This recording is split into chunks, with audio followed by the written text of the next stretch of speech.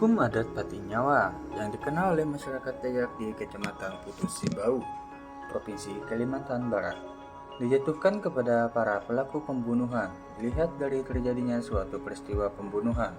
Hukum adat Pati dikelompokkan menjadi dua bagian, yakni yang pertama adat Patinyawa. Adat Patinyawa adalah pembunuhan yang direncanakan atau disengaja. Yang kedua, setengah Patinyawa. Setengah Patinyawa adalah pembunuhan tanpa disengaja atau tidak direncanakan. Tidak hanya terkena sanksi atau hukuman adat, pelaku pembunuhan juga harus menerima sanksi yang dijatuhkan sesuai dengan hukum positif yang berlaku secara umum. Sanksi atau hukuman yang akan dikenakan bagi pelaku biasanya berupa barang yang bernilai sangat tinggi. Tujuan penggantian dengan barang ini adalah untuk menggantikan raga atau badan orang yang telah dibunuhnya. Adat Patinyawa merupakan salah satu adat yang sangat serius dalam kehidupan orang Dayak. Dikatakan demikian sebab tindakan pelenyapan nyawa seseorang merupakan kasus yang berat dan sangat pelik. Pembunuhan tidak hanya dilihat sebagai kejahatan tingkat tinggi, melainkan juga sebagai pencabutan hak hidup yang keji. Adat Patinyawa memang hanya berlaku saat ada kasus terjadi.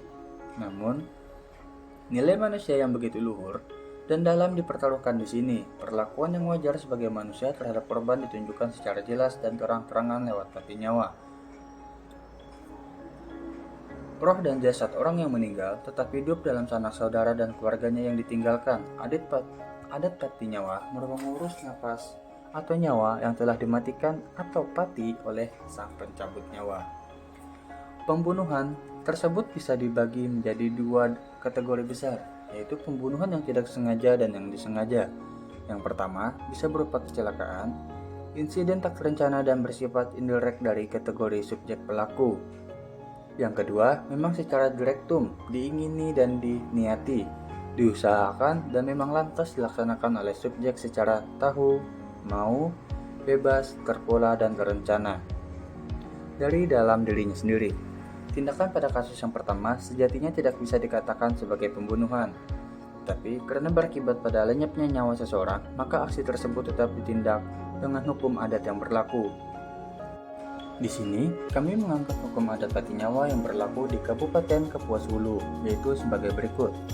Yang pertama, barang siapa yang menghilangkan nyawa seseorang dengan sengaja, dikenakan denda hukum Patinyawa sebesar 307 gram emas 24 karat. Yang kedua, barang siapa yang menghilangkan nyawa seseorang tanpa disengaja, dikenakan denda hukum Patinyawa sebesar 157 gram 24 karat. Yang ketiga, denda hukum adat Patinyawa yang tertera pada poin 1 dan 2 sudah termasuk biaya penguburan sebanyak 30 gram emas 24 karat dan biaya pengurus adat sebesar 15 gram emas 24 karat. Yang keempat, nilai atau harga emas denda hukum adat Patinyawa dapat diuangkan sesuai dengan harga atau nilai emas pada saat terjadinya perkara. Yang kelima, denda hukum adat terhitung berlaku efektif mulai pada tanggal 1 bulan Mei tahun 2005. Dari keseluruhan adat Patinyawa di atas, menjadi jelas sebenarnya arti hidup seseorang manusia. Manusia itu utuh di dalam dirinya sendiri, memiliki keluhuran yang sejati.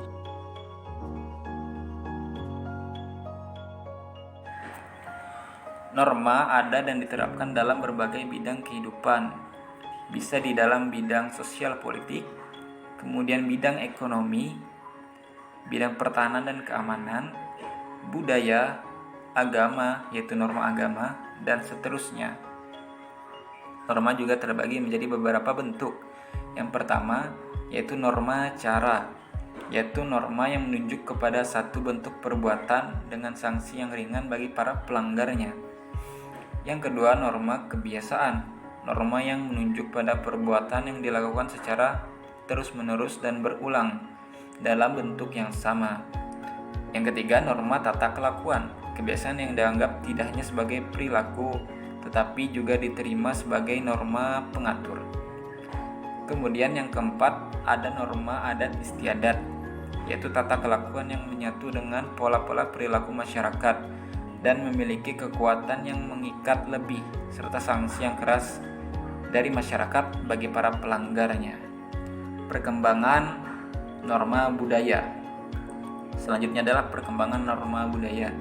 Sosial budaya yang bersifat dinamis terus mengalami perubahan Begitu pula pada pola kehidupan manusia yang terus berganti dari masa ke masa. Perubahan tersebut kemudian menyebabkan perubahan juga pada sistem sosial, termasuk nilai, sikap, perilaku, norma-norma aturan di dalam masyarakat. Ada beberapa contoh, yaitu yang pertama, cara berkomunikasi.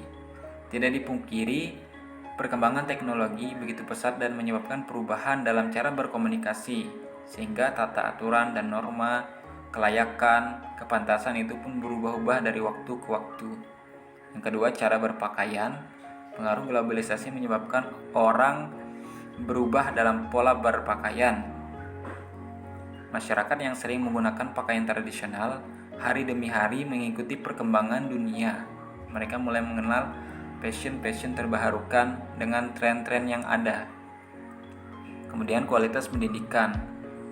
Kualitas pendidikan pada zaman dahulu, bapak-bapak dan ibu kita sangat beragam. Ada yang hanya lulus sekolah dasar atau sekolah menengah atau sekolah atas.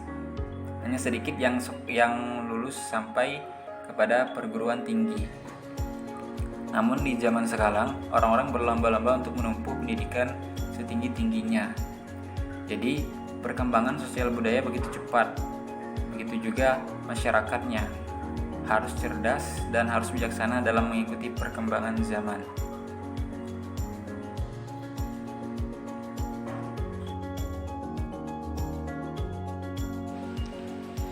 Perkembangan hukum adat Pati Nyawa sampai sekarang ini masih sering digunakan, walaupun mungkin hanya ada di beberapa tempat, khususnya di suku Dayak Kabupaten Kapuas Hulu, Kalimantan Barat.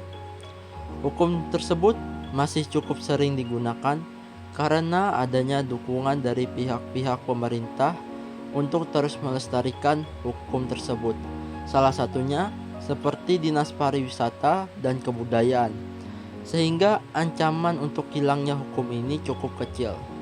Alasan hukum ini tetap dilestarikan tentu yang pertama karena kearifan lokal, dan yang kedua karena memiliki peran yang cukup besar dalam suku tersebut, yang dimana membuat orang yang ingin berbuat jahat, yaitu menghilangkan nyawa orang lain, akan merasa ragu, bahkan tidak berani sama sekali. Hukum tersebut biasanya digunakan untuk menyelesaikan permasalahan tanpa harus membawa ke hukum pemerintahan. Namun, jika pelaku tidak dapat menyanggupi hukuman tersebut atau denda yang diberikan, maka pelaku akan diserahkan kepada pihak yang berwenang atau yang berwajib.